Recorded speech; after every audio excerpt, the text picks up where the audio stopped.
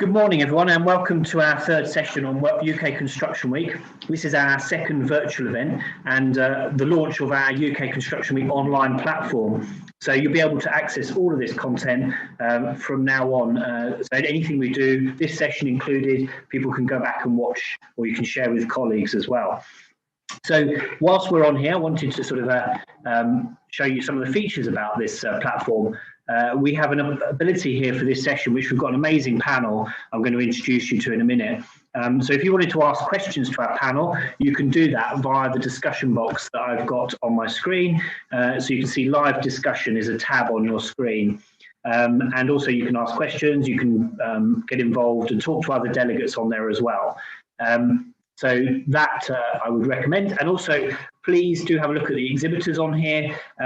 We haven't had an exhibition in over a year. And so the opportunity for people to see products and meet suppliers, we know that's important. So this platform allows you to do that. You can book meetings with suppliers and have a look at new products and get engaged with that as well. So please do that whilst you're on here. And you can carry on conversations as well in our networking rooms and chat rooms as well. So lots to talk about, and brings me on to this subject, which, how do we build back better?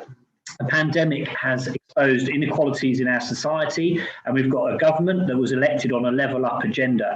So really we've got a lot for the construction industry to do, and a lot of pressure perhaps to deliver on those commitments.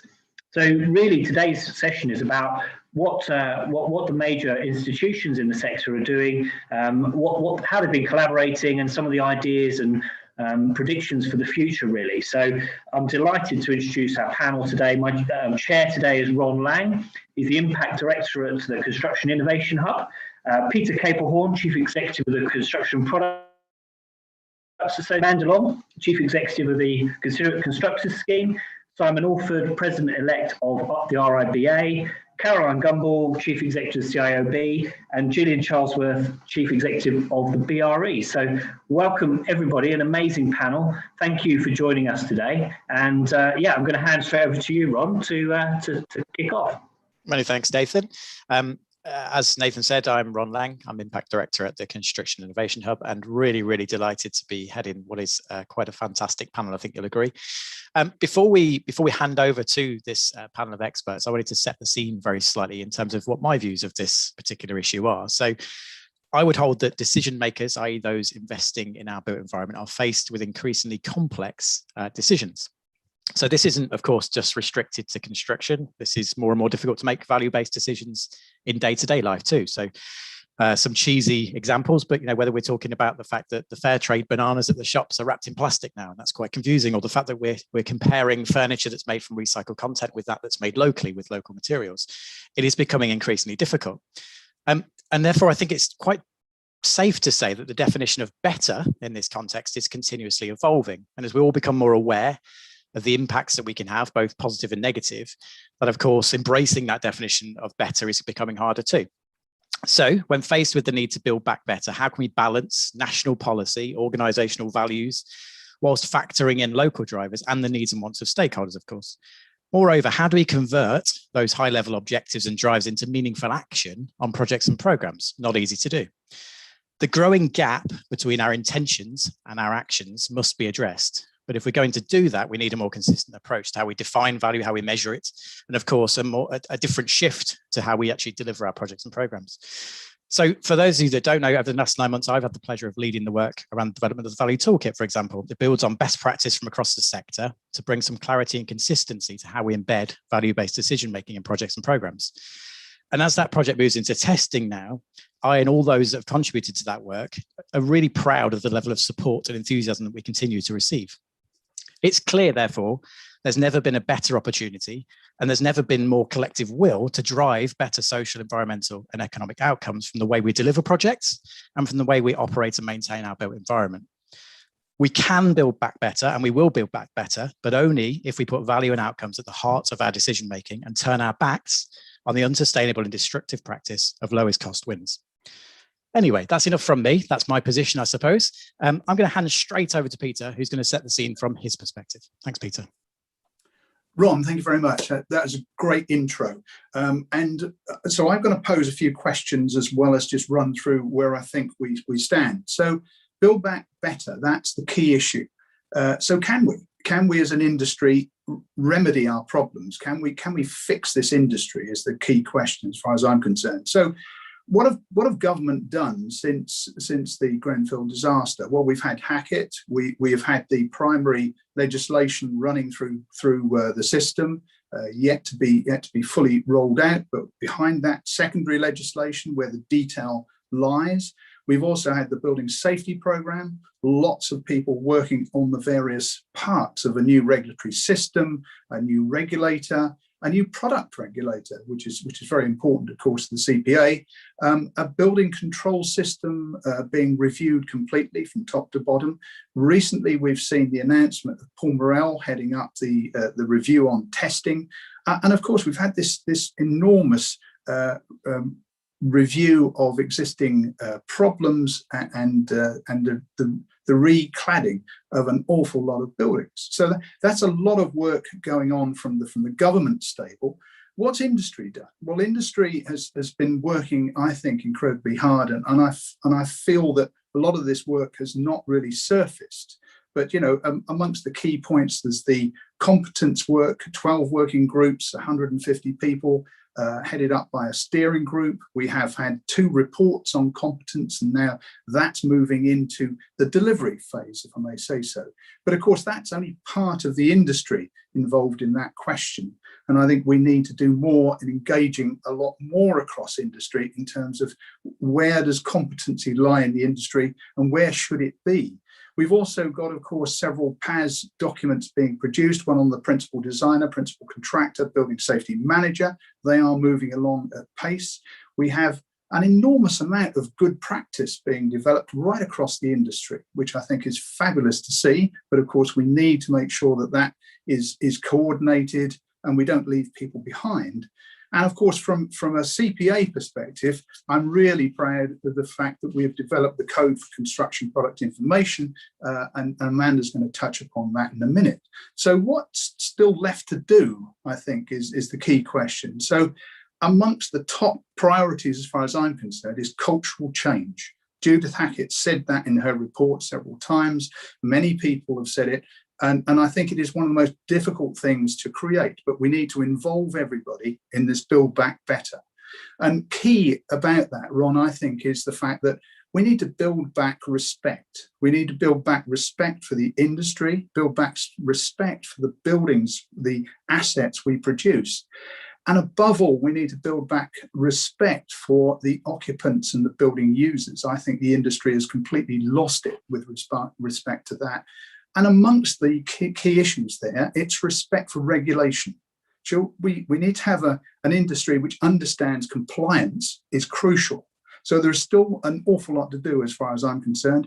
The key other topics, digitalization, whole carbon reduction, and delivering on the skills agenda and ensuring that we have a future generation coming through the industry are all crucial. But they all come back to one focus as far as I'm concerned, and that is that the buildings that we design, develop, construct and maintain actually need to perform to the level that they've been asked to perform to.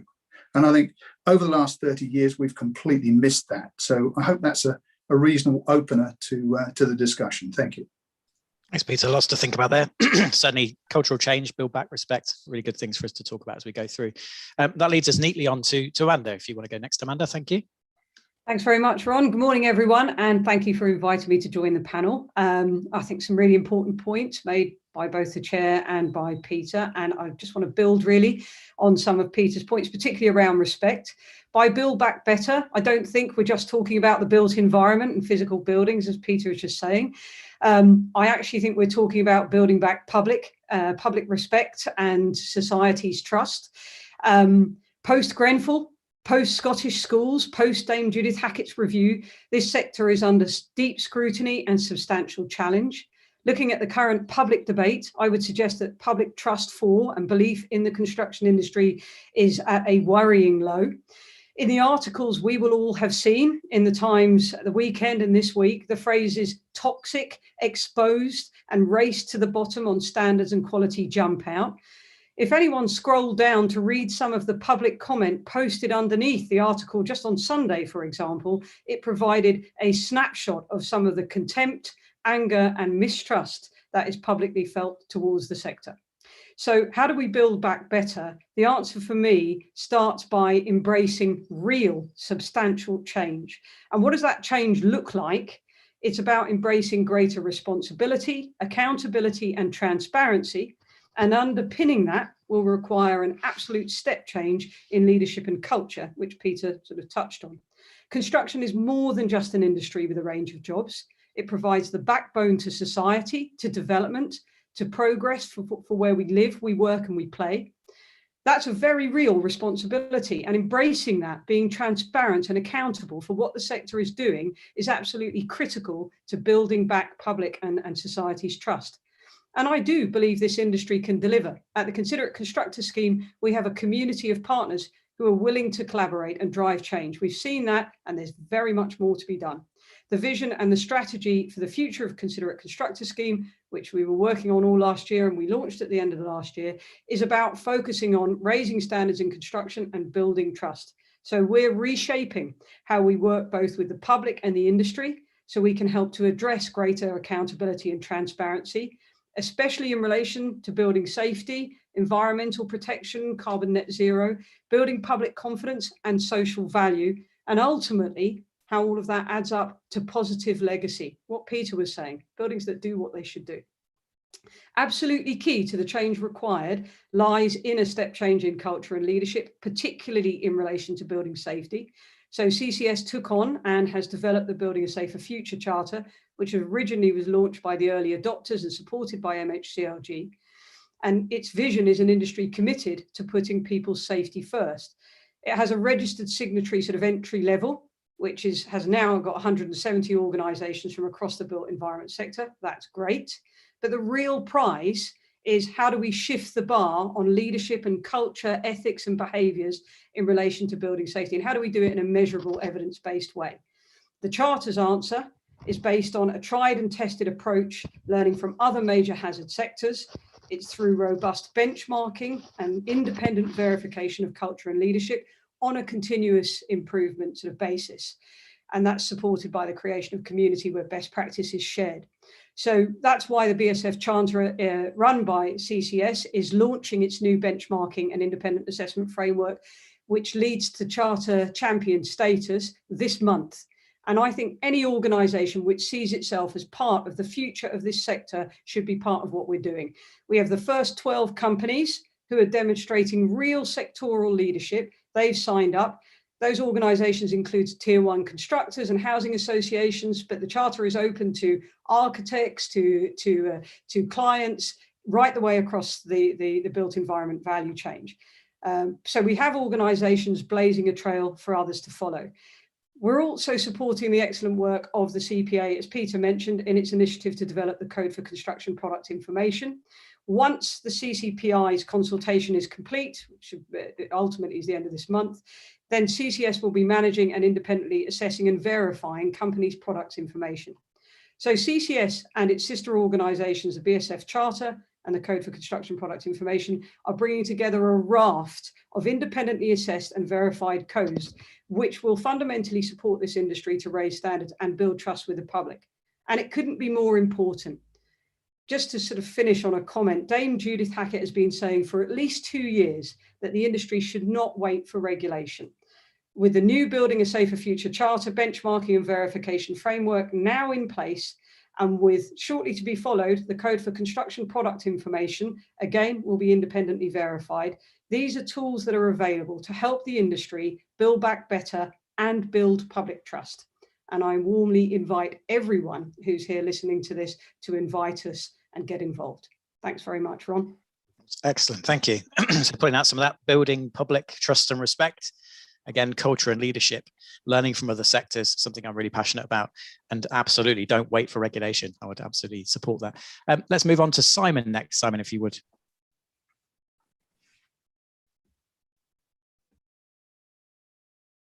I think you're muted, Simon, sorry. Schoolboy error, apologies. It's great to come now. There's a lot of good points being made. I don't disagree with anything that's been said. The key, the concept of the golden thread really is a challenge that goes beyond safety, which obviously is absolutely crucial. But I think it needs to encompass overall design and construction quality and building performance. And that's safety, quality of construction, and delivering different aspects of value. The idea of building life really is increasingly important. The Letty guide talks about 60 years in embodied carbon and operational carbon thereafter. I don't think we can afford to build buildings that are going to be pulled down at all. We need to be thinking about the old mantra of long life, loose fit, low energy, because the buildings, we live in a dynamic society where jobs are changing. Half the jobs that the next generation will be doing don't exist yet. So we've got to make buildings that are generous enough to be adapted by future generations. We've also got to accept that we have clients, very real clients, and we have to work with them and go on a journey with them into this better future. But equally so, we have other clients that we don't know and won't meet. Those are the future users of our buildings. And we have to balance this relationship of immediate clients and longer term clients. So, we have to shift ideas about value, not just into kind of construction and asset value, but into social, financial, cultural, and environmental values. And I actually think we're at quite an optimistic moment where in the last probably year, because of the pandemic and the extraordinary world we've lived in, the awareness amongst all clients and constructors and designers and consultants about embodied and operational carbon and the import of that has really risen dramatically. And that's going to drive a better contribution by the construction industry to that longer term issue of climate change and net zero by say 2030, as an industry. And people are moving down that line, and it's very impressive, but it relies on collaboration, and it relies on data, and it relies on sharing knowledge. And these are all things we all need to work together on in a much more open way. And the sort of legal issues around that are things we need to address. I entirely agree. We can't wait for regulation. We need to be leading the way and helping regulation to support us in that activity. In terms of the RIBA, we've worked with the Building Quality Initiative, developed with CIOB and RICS, which is really all about collaboration. Our 2030 Declaration of Climate Emergency, tied in with other things like Letty, is really making us build up information, but we need to share and capture it amongst the industry. POE is going to be absolutely crucial moving ahead. And again, there's a challenge there. What we've got to recognize is that a successful project that gets fine-tuned in its future life is not a problematic project. And of course, there are difficulties here because fine-tuning and greenwash, don't go well together. So what we've got to accept is we need to share data openly and promote best practice amongst ourselves and put exemplars out to the industry. And we can't do that as the RIBA or RICS. We need to kind of develop collective platforms for doing that. And that's where we think we can make a real difference to help lead all of our members and our collaborators into building that better future about which we're talking. Thank you. Thank you, Simon. So lots and lots there. Again, golden thread goes beyond safety. Absolutely, we all appreciate the importance of the safety agenda, but of course it's broader than that we have an issue with. Long life, adaptability and resilience for future users. Absolutely, we need to shift our definition of value, of course, something close to my heart. And I'm glad you see as well that raising of awareness around these issues as well, because I certainly see that in the work that we're doing.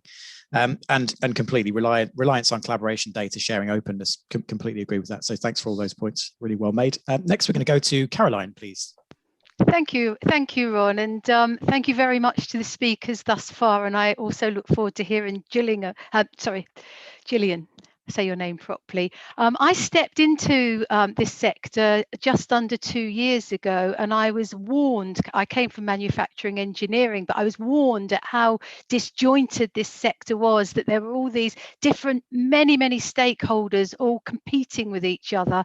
And I have to say, just hearing today's panelists, I think absolutely shoots that down. I've been very impressed by the tangible synergies between today's panelists and the great work that the CLC and all the multiple stakeholders have been doing. Particularly, I think COVID has given us a really fantastic opportunity.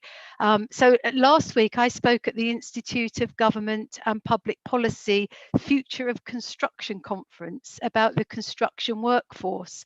And I chose that theme because our workforce is key.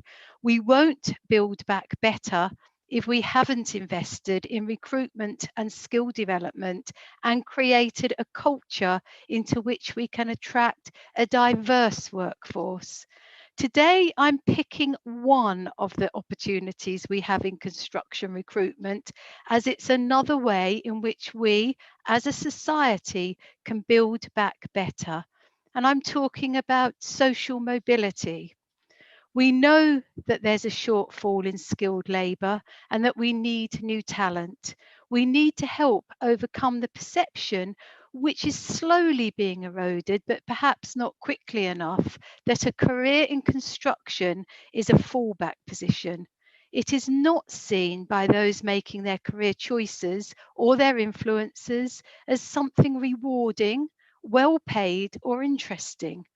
I've spoken previously about the arguments for and benefits of increasing diversity in the workforce, and the motivation for doing so, and in an industry in need of new recruits is even more pressing today.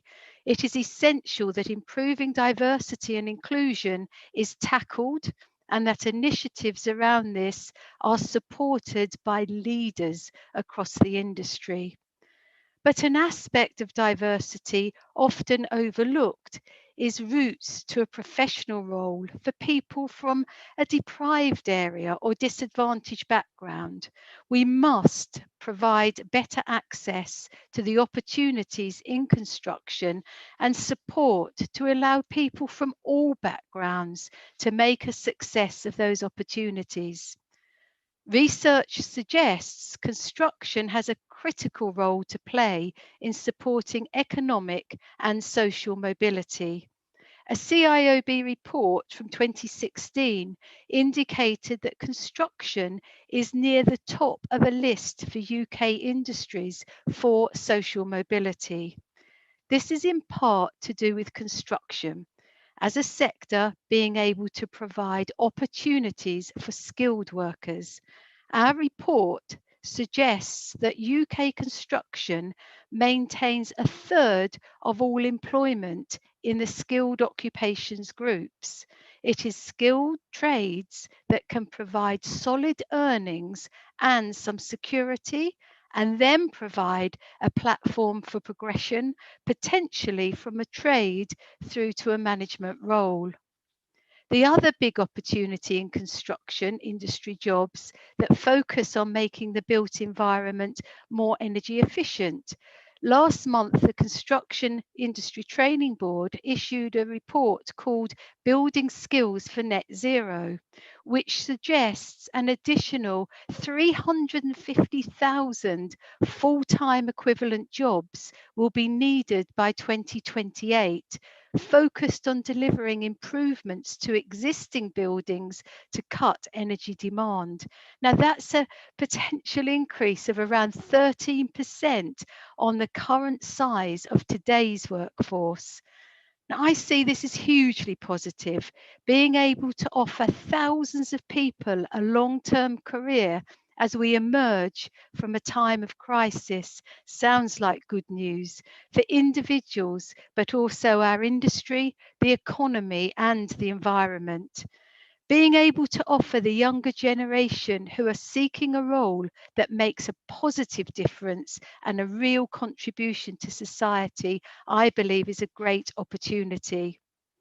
We can also make the case in a wider context. There are links between the actual built environment and social mobility. A better built environment, including schools, hospitals, homes and infrastructure, provides greater opportunity for economic and social progression. So those in construction not only have more opportunities to progress and shape their own careers, they also have the opportunity to help shape the built environment and play a part in impacting on society's well-being and life chances. As mentioned, I also want us to recognise what I believe is a once in a generation chance to look at sectors seeing job losses as a result of the pandemic. We can showcase what we can offer as an employer. There are people from retail who successfully work in and led teams. There are people from the arts and creative sectors who are used to using their skills to solve problems. And construction is, of course, a creative sector. I want us as a sector to maximise these opportunities with more diversity and inclusion, with a richer talent pool, with real leadership. We can build back better and reap the benefits for us all across industry and society. Thank you. Wow, okay, that was another good one. I've run out of space on my notepad already. That's not a good sign, is it? I don't think, or maybe it is. So absolutely, COVID is an opportunity. In fact, what I wrote at the end of my my pad was opportunity, opportunity, opportunity. Caroline, you've outlined that excellently. Social mobility, construction is not a fallback. This has been long one of my bugbears. You know, this is a fantastic sector, and if only people were as enthusiastic about it as we are. So that's excellent. Thank you. Plenty for us to think about there. And then can we please, Gillian, if you could finish us off. Thank you. Yes, thank you very much, Ron. And again, thank you for involving me in this panel of really great industry colleagues who are doing some fantastic work. I just want to talk a little bit about my angle on this question of leadership culture, which very much came to the fore in our sort of exchanges before this panel session, and just give a couple of notes on things that BRE is doing to contribute to this landscape.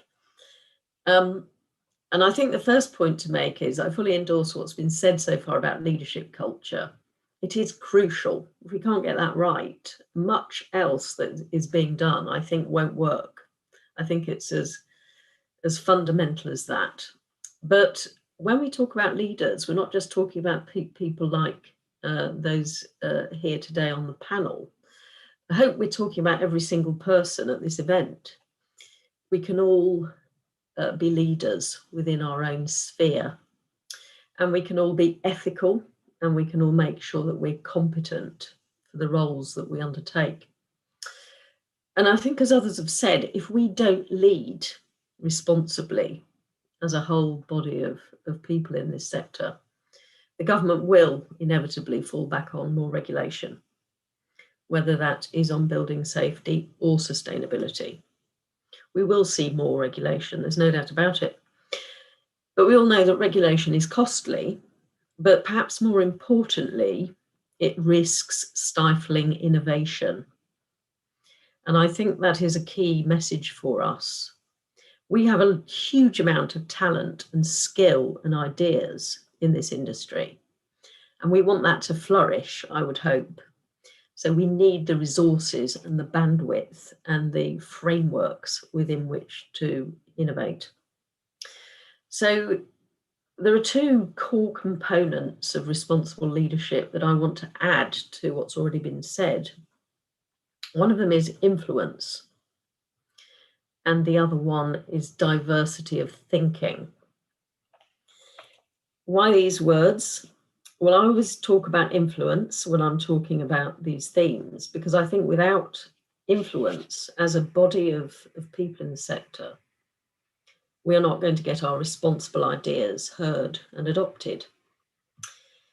And embracing diversity of thinking, I think everyone is realizing is crucial to tackling what I think we would all agree are some of the greatest challenges, probably in history.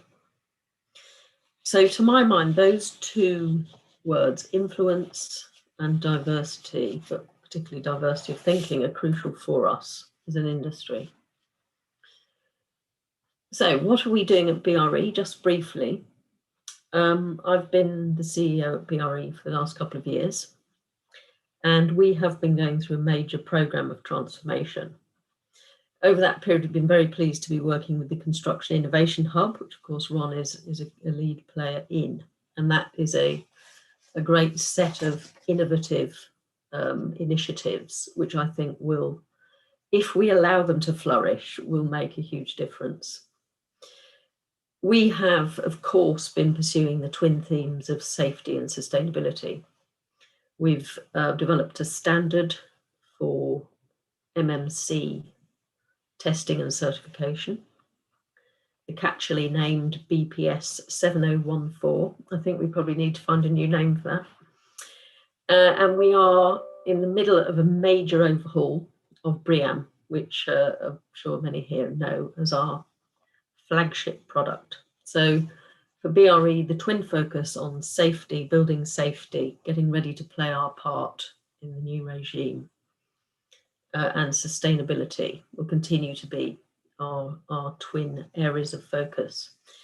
With that balance of standards, never compromising, and also meeting customer expectations of superb service and excellent quality, which I think that we cannot claim always to have delivered.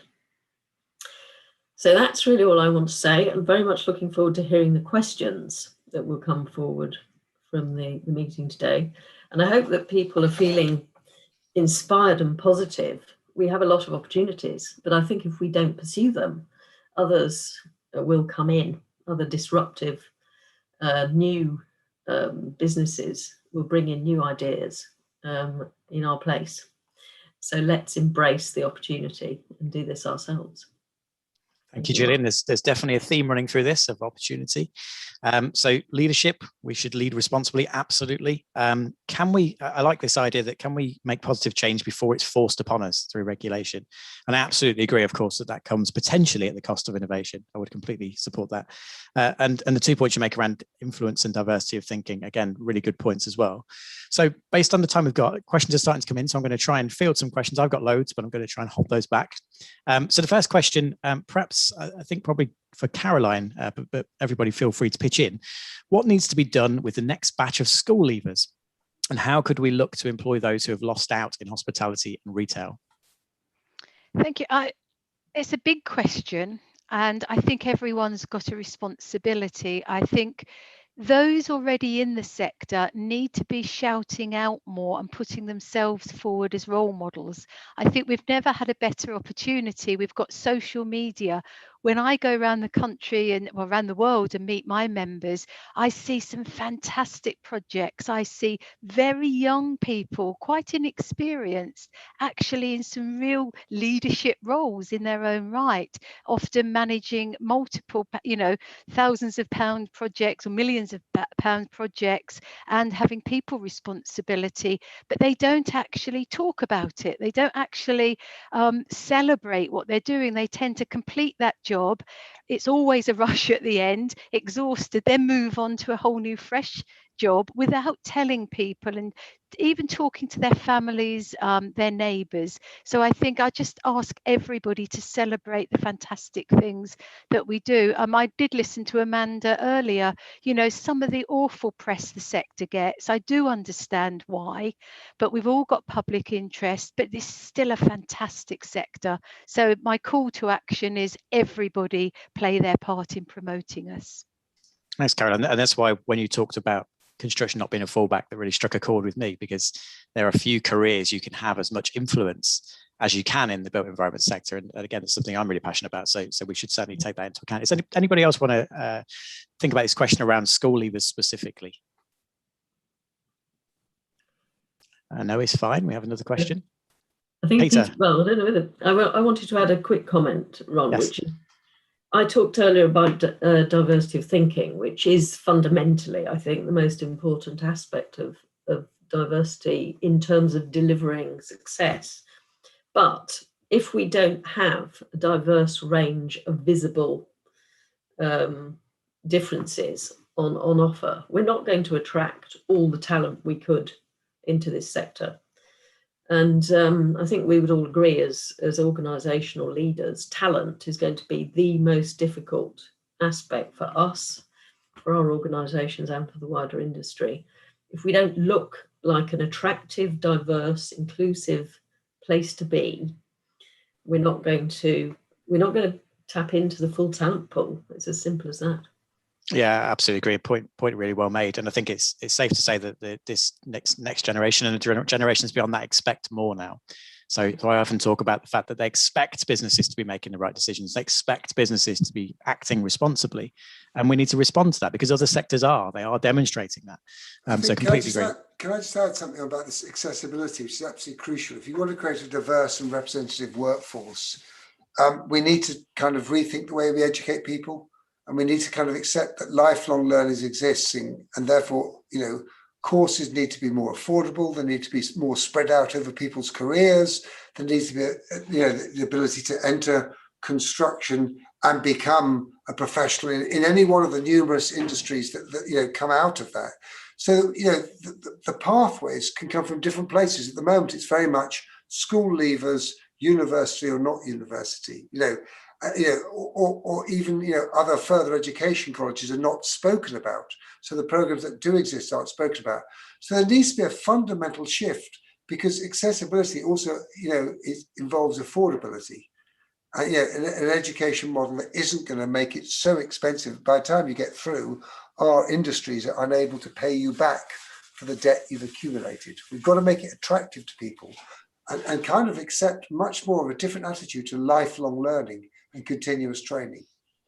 Yeah, I absolutely support that. It's extremely expensive, and I know this from personal experience, to change your mind, to decide, actually, I want to go and look at that bit of the sector. And of course, that should be one of the big strengths, that we get to do some very, very different things in what we do. Okay, let's move on to the next question. How can we repair relationships with tenants, especially those in blocks with ACM cladding? As local authorities, how can we engage with the sector? So perhaps Peter and Amanda can tackle that together. Right, Ron, shall I lead off, Amanda? I think that is a very difficult question, because we've got a lot of ground to make up. And I think everybody in the industry trying to tackle some of this is vitally aware of the issues that people face, and trying very hard, actually. I know time has gone on, and I think from some people's perspectives it will seem like it's a huge gap in terms of what's the reaction of the industry, how are we actually building a new relationship and developing safer buildings and all that goes with that. But I would say that there is an enormous amount of effort, enormous amount of work going into this, and of course, not least, there's quite a bit of government funding. I think over the next year, we are going to see significant improvements in terms of that relationship. We can see coming on stream the new parts of structural change within the industry, and by that I mean the new regulator, the new regulatory system. We also have the joining up of a lot of efforts from industry that are going to make a significant difference. So I really am putting the case to say, look, appreciate the fact that this is a very, very serious situation. It is cold comfort for me to sit here and say, we are doing stuff. We are trying to reform a large part of the industry to build that particular part of the industry back into a better position. But it is coming. And what I would try and put forward is some grain of optimism that people recognise the gap, recognise the situation, and are doing their level best to get back to a position that people would regard as being tenable, if not acceptable. So, again, Amanda, you picked up on this, didn't you? This building back public trust and respect. Yeah, I think people will judge us by our actions. It's you know, it really is as simple as that.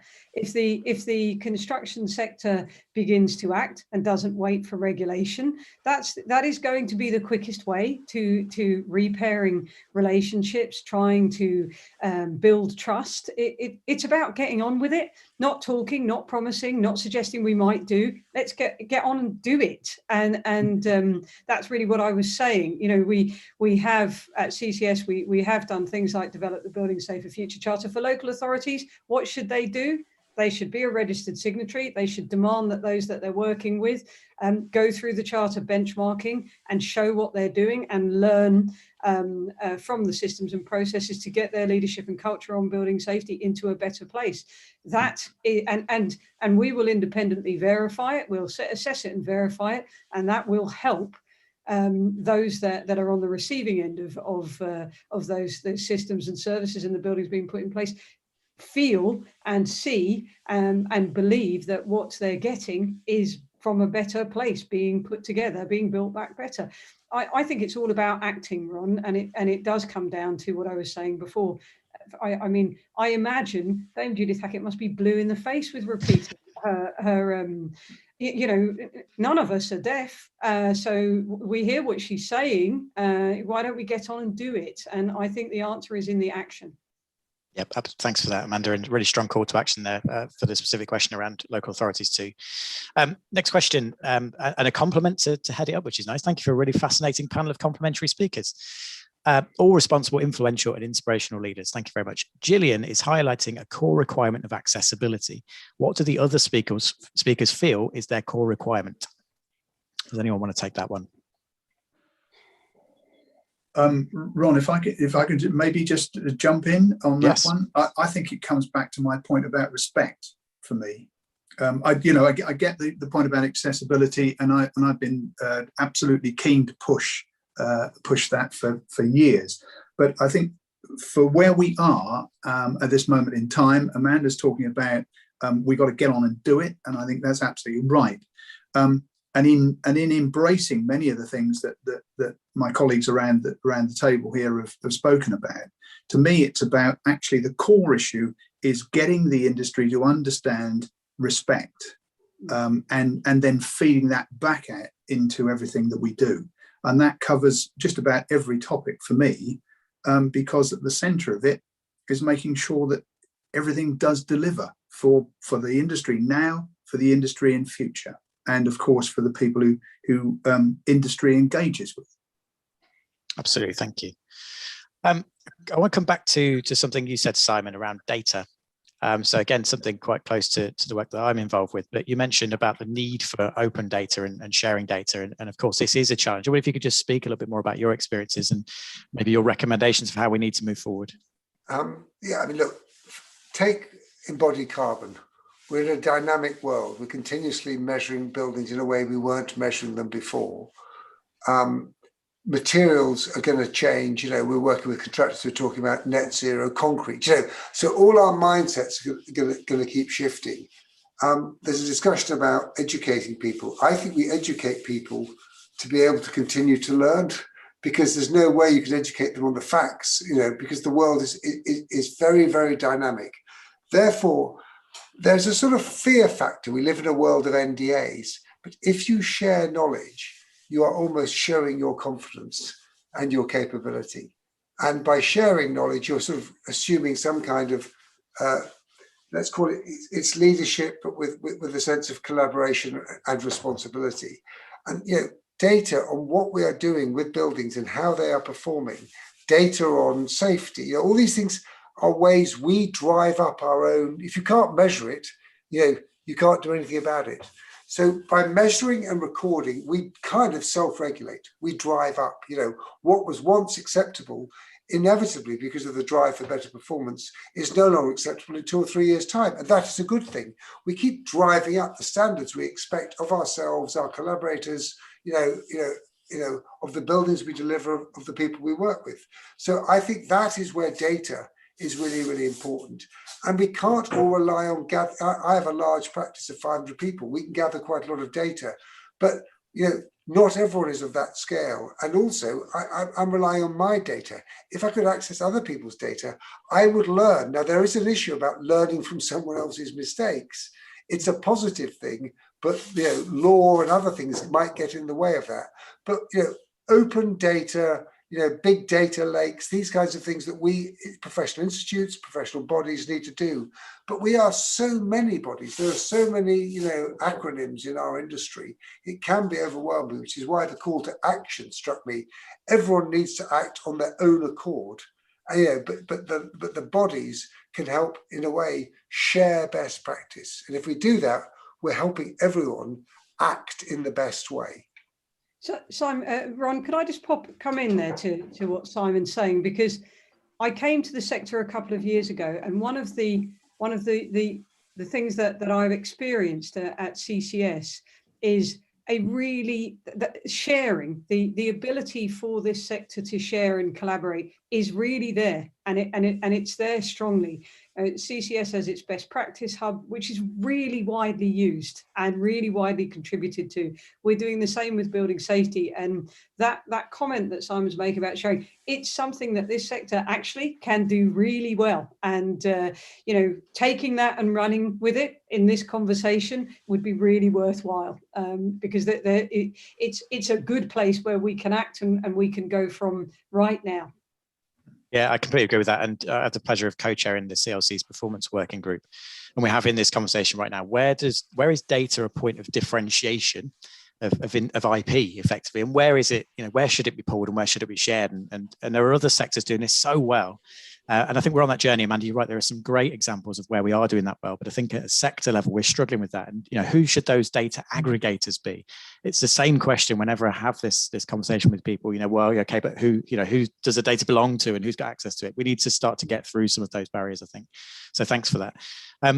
I want to just pop up, Peter, I think this is probably another one for you, but happy for people to jump in. Is the panel concerned by any of the challenges around product supply and material supply, and that it could hinder the drive towards improving quality? Well, if I can kick off again, Ron, very much. I think there is a great deal of concern at the moment, because we know full well that there are commodity shortages across the world at the moment as China and American economies actually come back into pretty much full swing. That's affecting particular parts of the supply chain. We also are fully aware that bedding in of some of the new rules around Brexit and some of the rules around the UK's new CA mark are also causing a great deal of concern across the industry.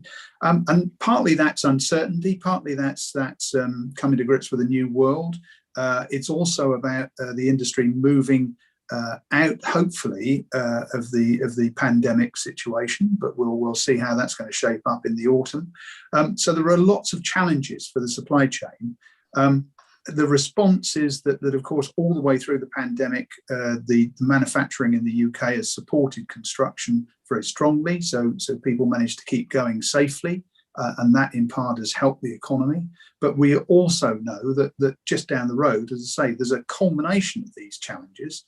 And then on top of that, of course, we're all very well aware that we are trying to get to a net zero carbon proposition as well. So there's a lot of things to keep people active. And one of the things I would say, if anybody's interested in thinking about joining the industry, now is a great time, because there are so many really exciting challenges and opportunities. And we desperately need some really good talent to come in and take up those reins when some of us are seeking to let go of them, shall we say. Very subtly put, Peter, thank you.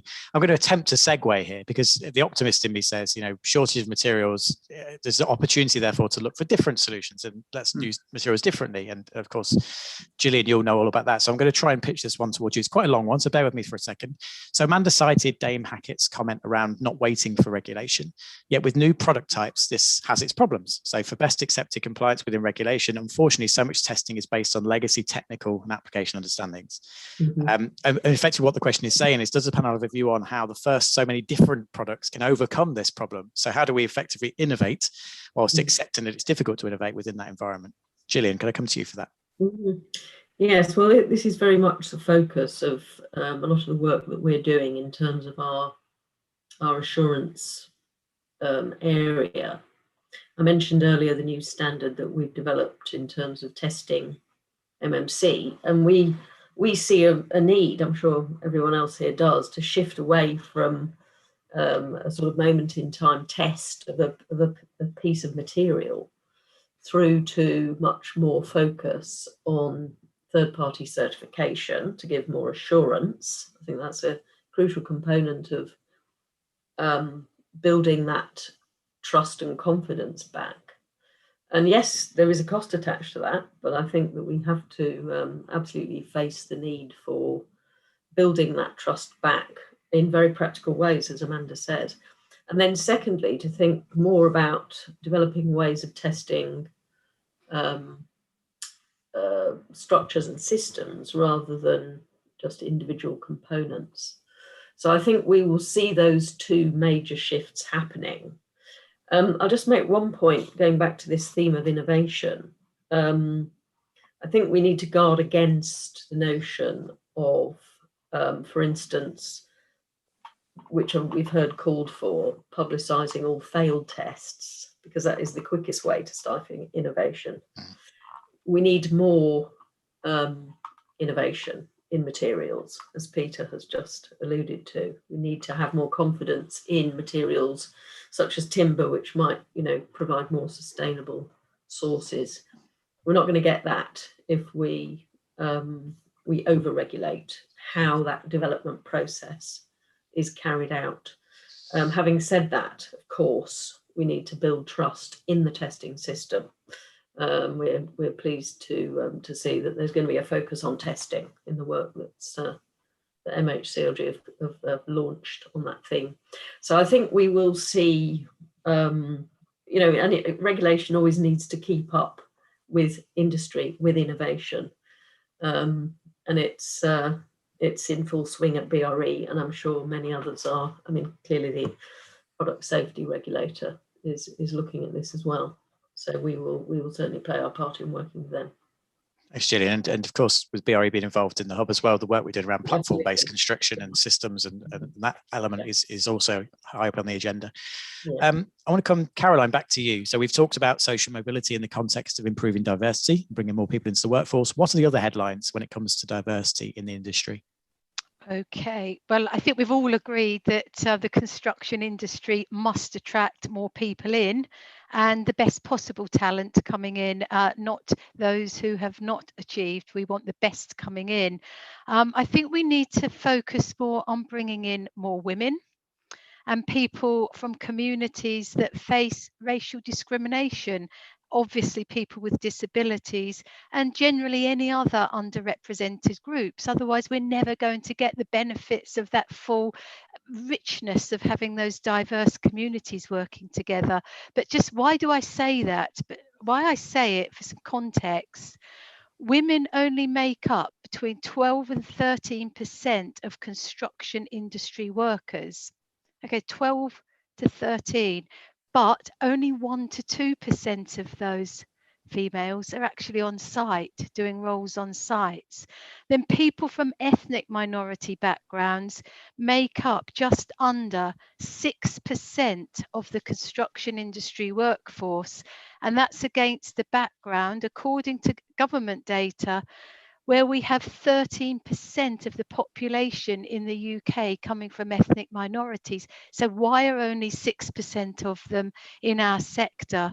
Now, I should mention, obviously, we've got to wait for the recent consensus data to be published next year. And I'm hoping, and some of the early indicators are those figures may improve, but it's absolutely something that we should all be playing our part to make sure we bring in the richness and the benefits of having true diversity. And I think this is something that all the institutes, all the major players now are seriously focused on. So thank you. Simon, I wonder if I could bring your perspective to this, because we often, Caroline just set out beautifully there in terms of some of the numbers, and we often do think about those on site. And of course, that's a very different environment. But I just wonder, from the kind of design community, what this looks like, what needs to be done more. How are we doing effectively in that way? I think the point's been made. No one's doing well enough. Everyone would agree that a representative workforce is a better workforce. You're harnessing more skills, and it probably helps build a more cohesive and coherent society as well. I think there are fundamental challenges. One is it's still a difficult industry. Society is a difficult place. Still, despite extraordinary efforts, it's a tough old outdoor environment, and the world has become an indoor world. So site's a challenging place. In terms of the professions, I think you have to open people up to the possibility of careers. So the work has to go into schools to make people aware of the professions in construction, so that people realise that there is a suite of choices. It's not an obvious choice. You then have to make it clear that if you do go into that profession, you will be adequately rewarded and looked after when you get there. So it's an attractive profession, as an idea. And then when you're in it, it's an attractive profession to be in. In terms of the balance, it's a balance of job satisfaction and income, and striking the right balance, as well as good HR and other policies within the professions. And then fundamentally, my honest view is universities, since the big Blair transformation, have become machines for generating income. And they're always increasing course numbers and extra courses on offer. And I think we need to think much differently about that and start saying, actually, you can move, as you've said, from one course to another. You can actually go down some kind of apprenticeship, which has been supported by the professions in different ways within construction, apprenticeship and other routes, so that in fact the idea of an articled QS, architect, engineer, returns not as a negative. That's not to close down existing formal pathways, but to open up new pathways, so that the combination of work experience and academic experience are being played off over the future of someone's career. And perhaps there are more foundations that allow you to then specialize, etc., etc. So I think the big change needs to come into how we offer education and qualifications, and to allow what I would call, the model of the old articled architect or apprentice architect to come back in. And they are coming in now. We've got to support them. Absolutely. Thank you. I think we're probably going to move on to sort of wrapping up now. And I wonder if we can just maybe very quickly, and this is very difficult because I've tried to do it as a panelist, in one sentence, describe what we think the key to building back better is. So I'm going to try and go across my screen and see if you can do that. So Peter, you don't get any time to think at all. What would your mantra be, I suppose, after this conversation? Okay. Have confidence that we've got answers, we've got solutions, we've got talent, and there is a future, and it's going to be great. Well, that's a pretty good start. Amanda? Embrace change. There are tools, use them. Good. Simon? We're building the low carbon future. What an opportunity. Absolutely. That's the word I want today. Caroline? I think we have a once in a lifetime opportunity to offer leadership to the industry. Excellent. And finally, Gillian? Well, let's all play our part in that leadership. Let's all be responsible, ethical, competent, but equally, let's all be influencers and make sure that we play our part in making this industry the great place that we all know it can be. Thanks, that was excellent. So Nathan, from me, thanks for letting me chair this session. It's been really interesting, and I've got loads and loads of notes that I'm going to now think about for the rest of the day, but I'll hand back to you if that's okay. Brilliant. Thank you very much, Ron, and thank you very much, everybody. That was a brilliant session, and I love the fact it was positive at the end there, and lots to look forward to, the opportunity. And I hope, when we next get the chance to meet again, and that might be October at UK Construction Week, we can look back on what's been achieved already and what the industry can do going forwards as well. So thank you very much. Very well summed up, perfectly in time for Anne-Marie Trevelyan, who's going to deliver a keynote and update us on what the CLC have been doing, which I know you've all been working with anyway. So that literally follows straight on from this. And after that, straight on from that, we've got Amanda, you're coming back to present the Considerate Constructors Site Awards. So